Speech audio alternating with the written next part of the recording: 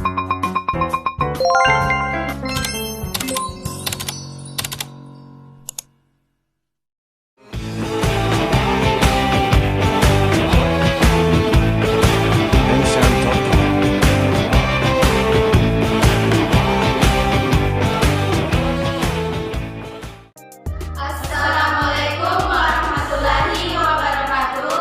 Kami dari kelompok 4, perkenalkan nama saya Nur Ilyas. Saya Dr. Fika. Saya Alvina Damayanti. Saya Putri Sama. Saya Tasya. Saya Rusdani.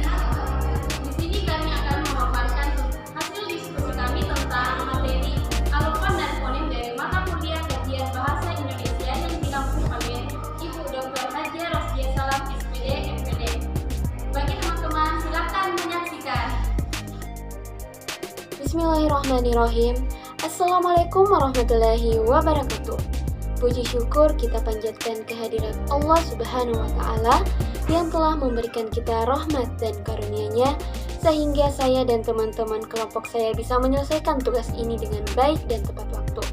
Tak lupa pula kita panjatkan salawat serta salam kepada baginda Nabiullah Muhammad SAW yang telah membawa kita dari alam yang gelap menuju alam yang terang benderang.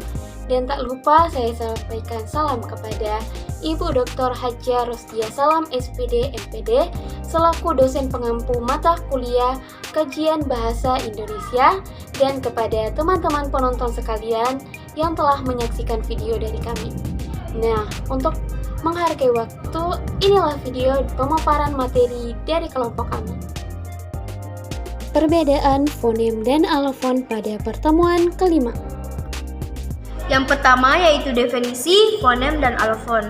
Fonem adalah satuan bunyi terkecil atau suatu bahasa yang berfungsi membedakan makna sebagai bentuk linguistik terkecil yang membedakan makna. Wujud fonem tidak hanya berupa bunyi-bunyi segmental, baik vokal maupun konsonan, tetapi bisa juga berupa unsur-unsur suprasegmental, baik tekanan, nada, durasi maupun jeda.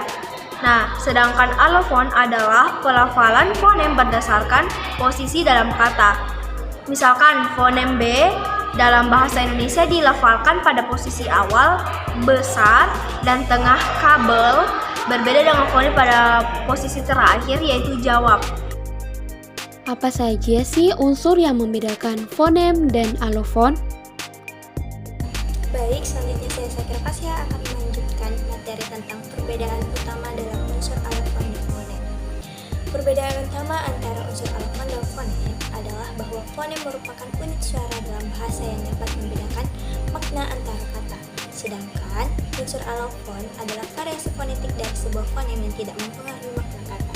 Dalam bahasa, fonem adalah unit terkecil yang membedakan satu kata dari kata lainnya. Misalnya, dalam bahasa Inggris, fonem P membedakan antara kata pin dan bin. Jadi, meskipun kedua kata tersebut hanya berbeda dalam satu bunyi, perbedaan tersebut cukup untuk mengubah makna dari kata tersebut. Sementara itu, unsur alofon adalah variasi fonetik dari sebuah fonem yang terjadi secara alami dalam bahasa. Misalnya, dalam bahasa Inggris, fonem garis miring T memiliki dua unsur alofon, yaitu dalam kurung plus dan dalam kurung TH. Unsur alofon plus biasanya terjadi dalam kata setelah suara konsonan, sedangkan unsur alofon plus biasanya terjadi di awal kata atau setelah suara vokal panjang. Namun, perbedaan antara kedua unsur alofon ini tidak mempengaruhi makna kata, sehingga keduanya dianggap sebagai variasi dari fonem yang sama. Dalam ringkasan, fonem membedakan makna antara kata, sedangkan unsur alofon adalah variasi fonetik dari sebuah fonem yang tidak mempengaruhi makna kata. Contoh fonem dan alofon.